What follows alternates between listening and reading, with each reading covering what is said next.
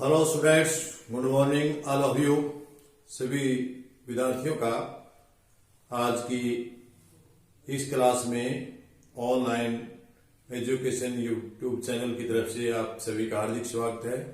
प्रिय छात्रों, हम कर रहे थे 12वीं कक्षा के मैक्रो इकोनॉमिक्स का लेसन नंबर 11 और जिसका नाम है न्यून और अधिमांग तथा उसकी समस्याएं। कल की वीडियो में हमने किया था न्यून मांग के बारे में। जैसा कि आपको छात्रों को पता है कि मैंने बताया था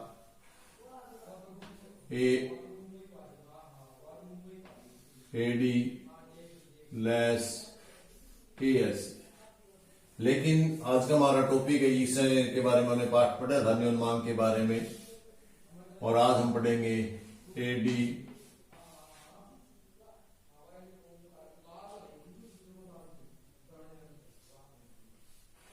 AS के एग्रीगेट डिमांड,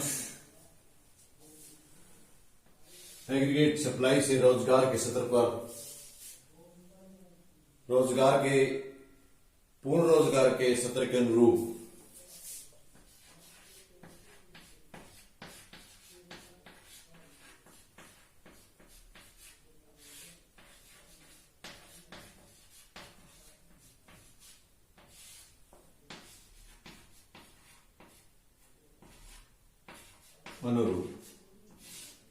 हम बात करेंगे इस पर कि जब डिमांड अधिक होती है तो उसको हम अधिमांग का नाम देते हैं। अधिमांग वह स्थिति है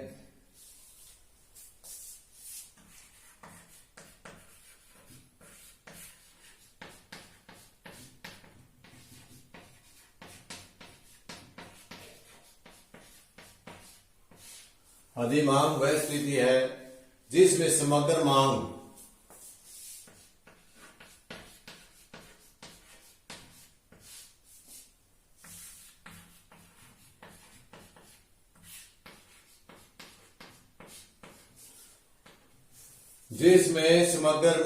अर्थव्यवस्था में पूर्ण रोजगार के लिए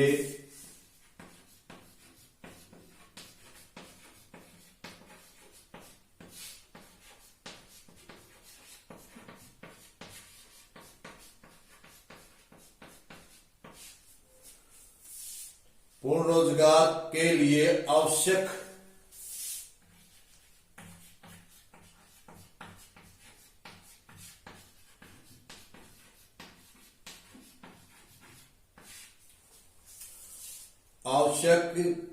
समग्र पूर्ति से अधिक होती है।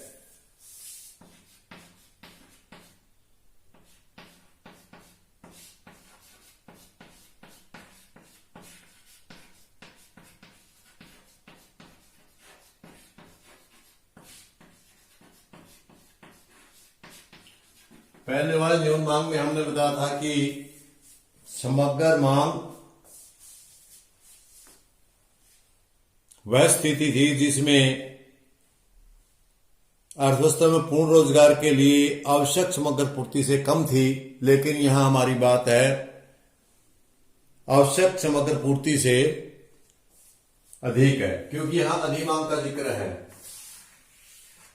इसलिए यह अधिक है। इस बात पर आप देख रहे हैं, इसको आप एक रेखा चित्र के जरिए अच्छे प्रकार से समझ पाएंगे। उससे पहले मैं आपको बता देता हूं इसकी क्या विशेषताएं। जैसे हमने न्यून मांग की विशेषताएं बताई थी, अर्थव्यवस्था में आयोजित समग्र मांग, इसकी विशेषताएं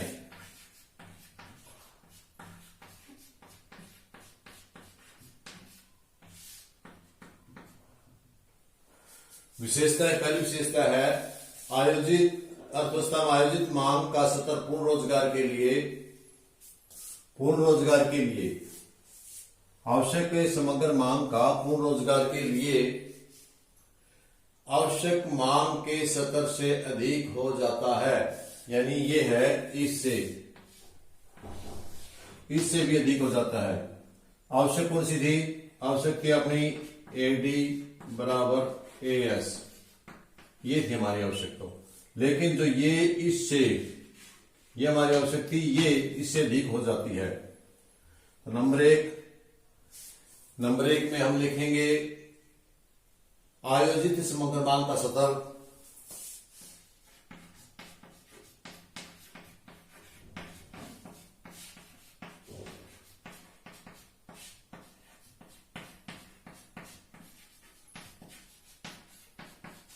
आयोजित अब जो है आपकी वो आयोजित का सतर पूर्ण रोजगार के लिए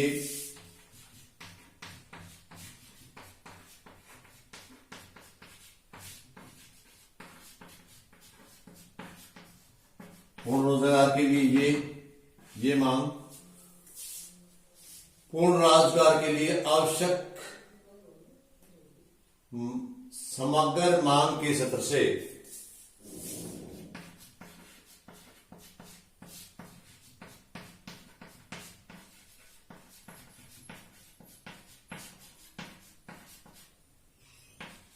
अधिक हो जाती है। देखिए लिखने में थोड़ा समझने में आसान है। जो ये मांग आयोजित मांग अब है, ये स्थिति है। इस स्थिति की बजाय इसमें मांग सप्लाई के बराबर है। इसमें जो ये मांग थी इस मांग से ये मांग अधिक है, इस मांग से ये मांग अधिक है। ये पहली विशेषता है इसकी। दूसरी विशेषता यही सी प्रकार है, जो आयोजित समग्र मांग का सतर है वो आयोजित व्यय पूर्ण रोजगार के लिए आवश्यक पूर्ति से अधिक हो जाता है। जो समग्र मांग का सत्र है, जो समग्र मांग ये हमारा जो समग्र मांग का सत्र है, ये आयोजित जो ये हमारी पूर्ति है इस पूर्ति से अधिक हो जाता है। दोबारा फिर सुनिए, समग्र मांग का सत्र या आयोजित मांग व्यय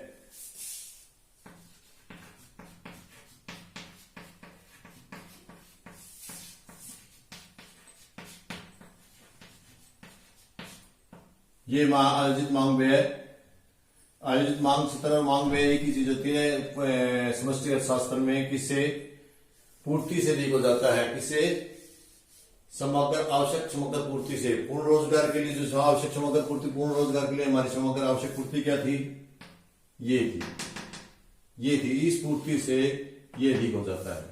यानी ये जो हमारा एडी है ये इससे भी अधिक होता है और इससे भी अधिक होता है। तो मेरे ख्याल में आप लोगों को समझ में आया हुआ। थोड़ा सा हम इसे रेखा चित्र के जरिए समझाने का प्रयास करते हैं आपको।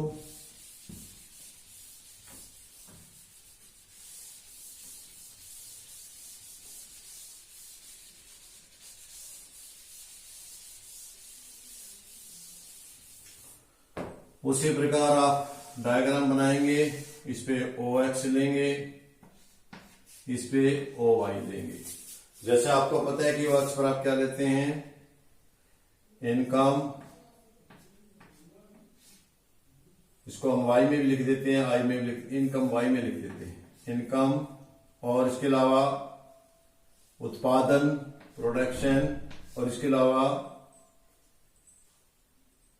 इनकम उत्पादन एम्प्लॉयमेंट। इन तीन चीजों के जरिए हम इसको दर्शाते हैं। और इस तरफ हम लेते हैं एग्रीगेट डिमांड, एडी। सबसे पहले आप एग्रीगेट डिमांड ले लेते, पूर्ति वक्र लेते हैं। पूर्ति वक्र क्या है, इस पे आप 45 डिग्री के कोण पर, 45 डिग्री के कोण पर बनाएंगे इसको। इसके बाद ये ऊपर, ये आपकी पूर्ण रोजगार की स्थिति है एल। जो हमारी मांग है, मांग वक्र है वो हमारा ये है एडी। और किस पर, एक फुल एम्प्लॉयमेंट पर। जो हमारा न्यून मांग वक्र था वो नीचे बना था, ये फुल एम्प्लॉयमेंट वाई दिवे हमारा एम है और ये हमारा बढ़ जाता है।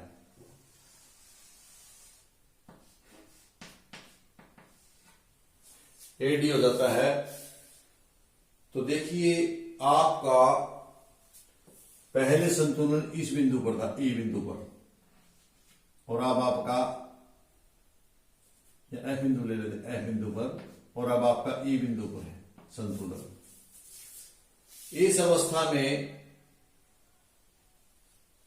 एडी एफ समग्र मांग पूर्ण रोजगार को प्रकट कर रहा है और एडीई पूर्ण रोजगार के सत्र से अधिक आयोजित मांग को दर्शा रहा है। ये जगह है, ये वक्र है, ये आपका फुल एम्प्लॉयमेंट को दर्शा रहा है। हमने सारी शर्त यूज कर लिए। इसके बाद हमारे पास और अन्य संसाधन नहीं है डिमांड को पूरी करने के लिए, इसलिए डिमांड वक्र ऊपर आ गया आपका। और ऊपर आने के कारण सिर्फ उनमें कीमतें ही बढ़ी हैं, एम्प्लॉयमेंट, इनकम या प्रोडक्शन नहीं बढ़ सकता, क्योंकि जितने के जितने संसाधन थे हमने उसमें यूज कर लिए हैं। यूज करने के कारण हमें और डिमांड होने के कारण सिर्फ उसकी कीमतें ही बढ़ सकती है। अब संतुलन जो यहाँ का एरिया, यहां से लेके यहां तक आपका एरिया है, ये एरिया, या आप कहें ई एफ ई या ई एफ, किसी नाम से भी आप पा सकते हैं इसको, एफ ई के या ई एफ में, ये है। इसको हम क्या कहेंगे? Excess demand. क्या कहेंगे आप इसको? अधिमांग, एक्सेस डिमांड, एक्सेस डिमांड, अधिमांग है ये। और इस अधिमांग के कारण इसमें कीमतें बढ़ रही हैं। तो यहां हमने जो दो विशेषताएं बताई थी वे आपके देखिए, जो ये सतर है, ये सतर, इस सतर से इस सतर पर पूर्ति समान उतनी है, लेकिन पूर्ति नहीं बढ़ पाती क्योंकि हमारे संसाधन सारे के सारे पूर्ति पूरे हो लिए, लेकिन जो डिमांड हमारी से ज्यादा है। तो हमारी डिमांड उससे ज्यादा हो गई है, लेकिन जो आवश्यक मांग सत्र है वो जितनी पूर्ति थी उससे ज्यादा हो गया है। हमारा जो मांग वक्र है ये इस पूर्ति से, इस पूर्ति, जो आवश्यक पूर्ति वक्र कितना था? इतना था आवश्यक पूर्ति वक्र। आवश्यक हमारी डिमांड भी इतनी थी और पूर्ति वक्र भी यहां था, लेकिन ये दोनों से एक्सेस हो गया है, इसलिए ये हम उत्पादन नहीं बढ़ा सकते। न्यून मांग में जब हमारे दोनों चीज कम हो रही थी, उत्पादन भी कम हो रहा था और साथ में कीमतें भी कम हो रही थी, लेकिन इसमें उत्पादन नहीं बढ़ा पा रहे हैं हम, सिर्फ और सिर्फ कीमतें ही बढ़ा पा रहे हैं। उनके बारे में बात करते हैं आगे। तो इसके बाद हम आगे चलते आगे करते हैं अधिमांग के परिणाम क्या है, इसके परिणाम क्या निकलेंगे।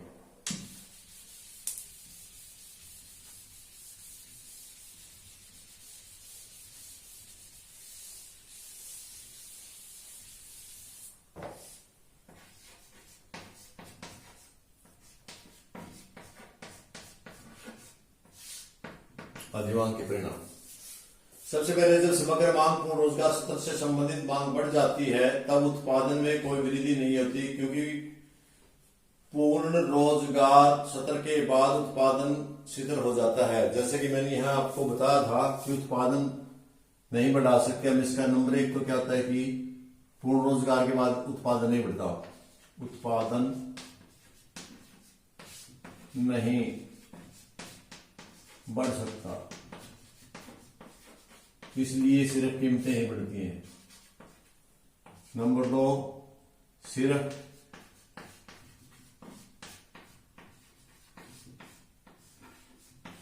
कीमतें ही बढ़ती हैं, ये हमारे परिणाम। इसके साथ साथ जब वस्तु और सेवाओं का प्रभाव शिथिल रहता है, क्योंकि उत्पादन नहीं बढ़ता, तो प्रभाव है वस्तु और सेवाओं का।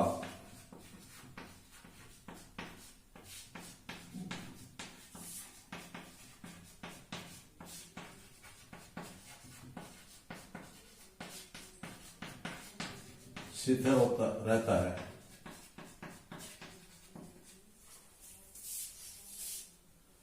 तब अधिमांग की स्थिति में समग्र मांग अन्य मांग समग्र पूर्ति से अधिक हो जाती है।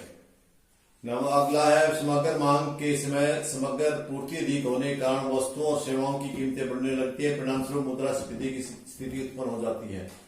जैसे कि हमने पहले बताया था कि उसमें अस्फीति होती थी, इसमें कीमतें बढ़ने के कारण उसमें काफी महंगी हो जाती हैं, इसलिए इस स्थिति को हम क्या कहते हैं?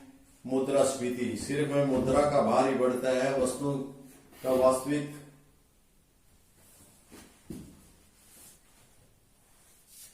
मुद्रास्फीति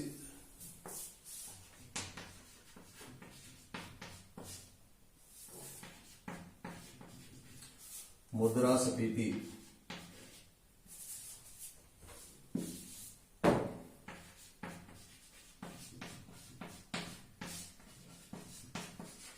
मुद्रास्फीति बढ़ना है, कीमतें बढ़ना एक ही बात है। मुद्रास्फीति ही बढ़ती है, इसके कारण मुद्रास्फीति की स्थिति हो जाती है, उत्पन्न हो जाती है। मुद्रास्फीति के कारण उत्पादन की लागतें बढ़ने लगती है, जिससे कीमतों में और अधिक वृद्धि होने लगती है।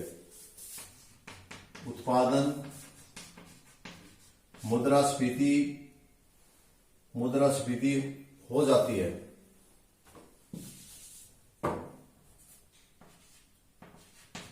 जब मुद्रास्फीति की स्थिति आ जाती है, जिसके कारण उत्पादन लागत भी बढ़ जाती है,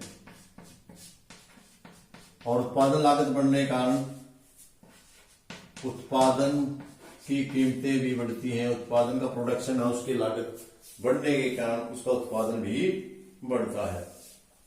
हम इसे इनको एक डायग्राम के जरिए समझाने का प्रयास करेंगे आपको परिणाम को।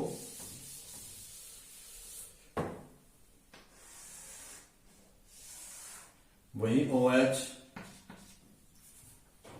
OY हमने नीचे इनकम, एम्प्लॉयमेंट, प्रोडक्शन, ये चीज ली, और ऊपर हमने लिया। अब हम कीमत के साथ देखते हैं, कीमत के साथ डायग्राम बनाते हैं, इसकी कीमत कैसे बढ़ती है। यदि हम कीमत के साथ तुलना करते हैं तो आपको पता है कि जो पूर्ति वक्र है पहले इसके पैरेलल ही चलता है, क्यों? जब तक पूर्ण रोजगार स्थिति नहीं प्राप्त कर लेते वह उतनी मात्रा में बढ़ता है, पूर्ति वक्र जितनी डिमांड बढ़ती है, उसके बाद ये सीधे AS हो जाता है। ये मेरे ख्याल हमने पिछले अध्याय में जब हम आपके साथ अध्ययन कर रहे थे, हमने इनके बारे में बताया था। तो हमारा पहले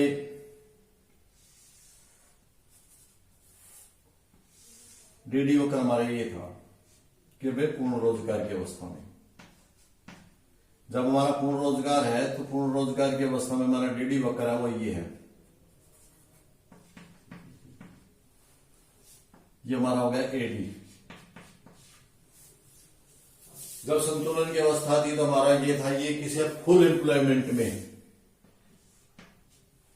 यदि हमारा DD और बढ़ जाता है,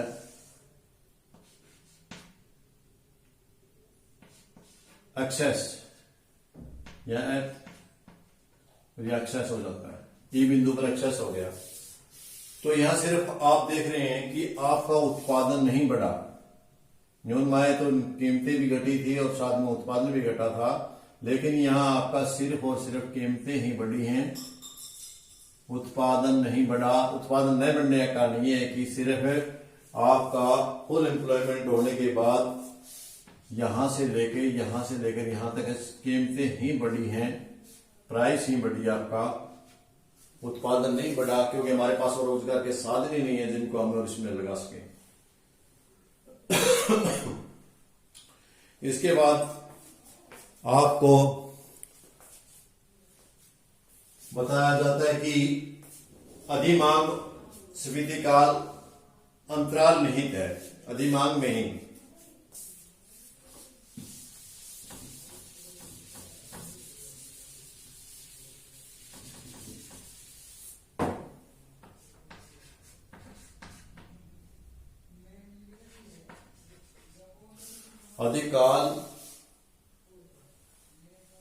अधिमांग में स्फीति अंतराल,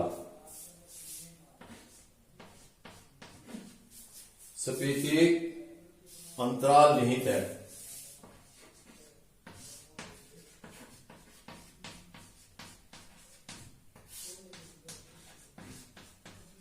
अर्थात इसमें शामिल है, ये कहना चाहता है कि इसमें निहित है, इसमें शामिल है।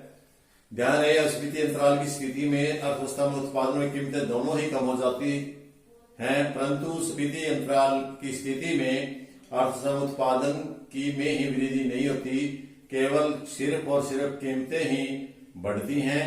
पूर्ण रोजगार की स्थिति में उत्पादन शिथिल रहता है, केवल कीमतों में वृद्धि होने लगती है, और इसलिए अर्थव्यवस्था में स्फीति दबाव उत्पन्न होने लगता है।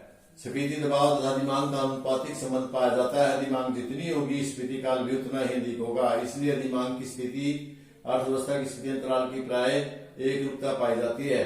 स्फीति अंतराल काल को ही अधिमाप कहा जाता है। स्फीति अंतराल को पूर्ण रोजगार के आगे की समग्र मांग तथा पूर्ण रोज वाली मांग के अंतर के द्वारा मापा जाता है। जैसे कि मैंने पहले भी आपको चित्र में बताया था, रेखा चित्र में दोबारा से हम एक्सप्लेन कर लेते हैं।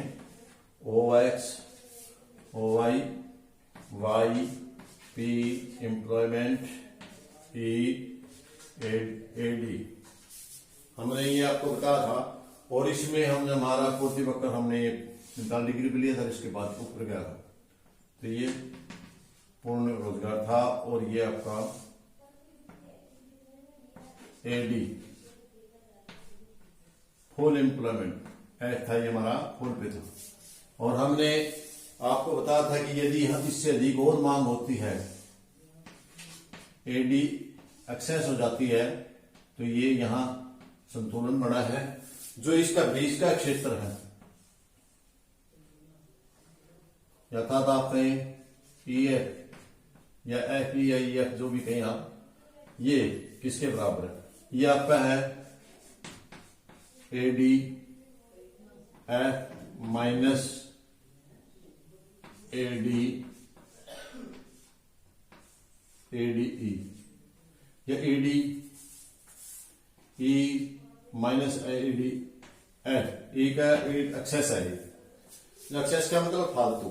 जो बीच का क्षेत्र है वो आपका इनफिनिटी गैप है, जिसको आप क्या कह सकते हैं? स्फीति अंतराल। जो ये अंतराल है, जितना अंतराल है, ये आपका स्फीतिक अंतराल है।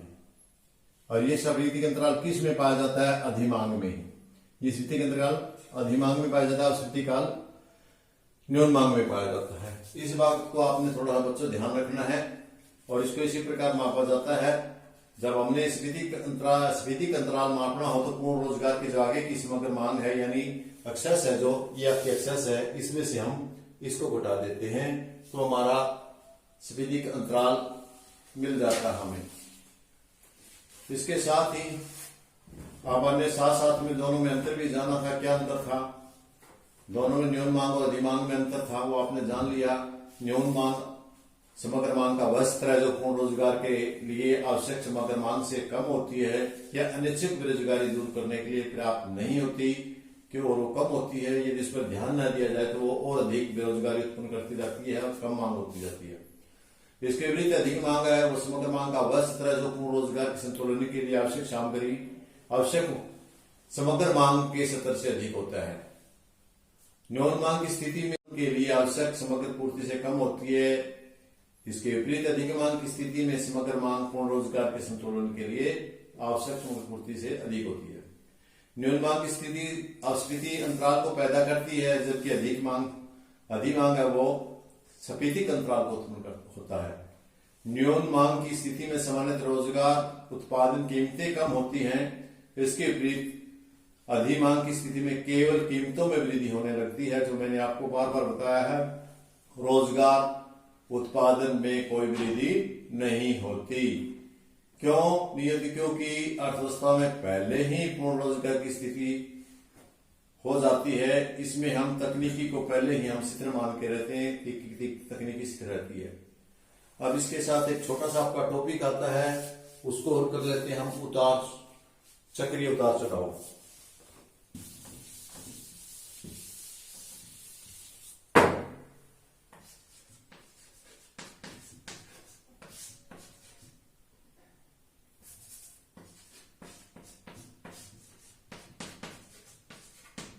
या इसको कह सकते हैं व्यापार चक्र। दो नामों से जानते हैं क्या होते हैं, इनके बारे में हम बात करेंगे। न्यून मांग और अधिक मांग के कारण ये हमारा समय है, टाइम। ये हमारा ई हम मान लेते हैं कि हमारा ई रेखा जो रोजगार को प्रकट कर रही है।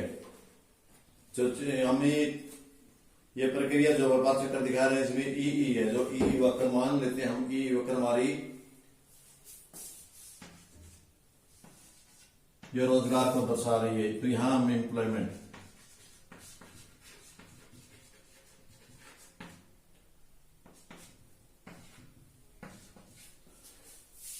इसमें क्या होता है कि सबसे पहले यहाँ एक आदर्श स्थिति है और इसके बाद जो ही लोग उत्पादन करते हैं किसी अर्थव्यवस्था की आदर्श स्थिति होती है, क्योंकि इस स्थिति में सभी साधनों का पूर्ण उपयोग हो रहा है जो हमारा रोजगार होकर है इस पर। लेकिन कभी इसमें तेजी आती है, कभी आदर्श स्थिति व स्थिति जो पूर्ण रोजगार के स्तर पर समग्र मांग समग्र पूर्ति के बराबर होते हैं। जो हमारी ये लाइन है, इस लाइन पर हमेशा ADAS होते हैं, लेकिन हमेशा किसी भी अर्थव्यवस्था में स्थिति नहीं बनी रहती। न्यून मांग और अधिक मांग की धारणा और उत्पादन रोजगार और कीमतों के उनके पड़ने वाले प्रभाव के कारण किसी अर्थव्यवस्था के लिए आदर्श स्थिति एक दूसरे के बराबर होते हैं, परंतु आदर्श स्थिति में अनैच्छिक बेरोजगारी नहीं होती।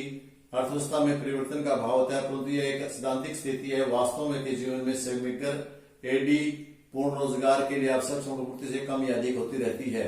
इसीलिए तो हमने आपको न्यून मांग और अधिमांग का अर्थ समझाया है। समग्र मांग में परिवर्तन होने के फलस्वरूप विकसित पूंजी अर्थव्यवस्था में चक्रीय उतार चढ़ाव होते रहते हैं। इन्हें हम व्यापार का चक्र का नाम भी देते हैं। एक निश्चित समय के बाद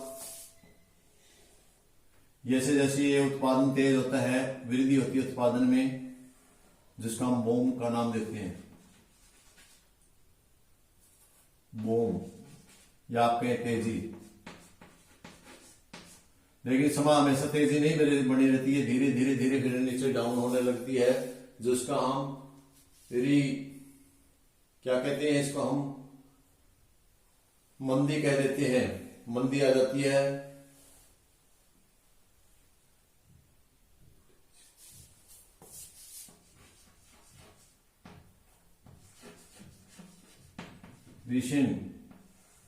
और मंदी आती आती आती यदि इस पर कंट्रोल नहीं किया जाए तो ये और अधिक मंदी हो जाती है नीचे। लेकिन एक विशेष स्तर पर जाने के बाद, ज्यादा मंदी होने के बाद डिप्रेशन में चली जाती है, डिप्रेशन।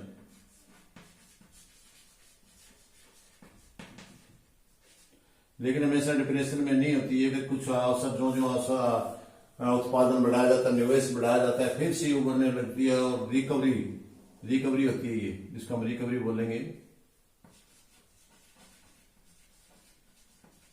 लेकिन ये हमेशा रिकवरी नहीं रहती, फिर ये तेजी होती है और फिर ये बूम पर चल तेजी पर फिर चली जाती है।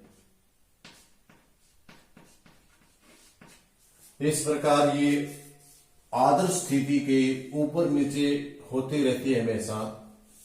इसको हम व्यापार चक्र का नाम भी दे सकते हैं और चक्रीय उतार चढ़ाव के नाम से भी जानते हैं। तो प्रिय छात्रों, ये आपका इसके सौंदर्य छोटा सा टॉपिक था और इसी के साथ आप सभी बच्चों का ये लेसन खत्म हुआ और इसी के साथ आज का टॉपिक भी खत्म। तो आप सभी बच्चों का वीडियो देखने के लिए बहुत बहुत धन्यवाद। बने रहिए, पढ़ते रहें, आगे बढ़ते रहें। Thank you.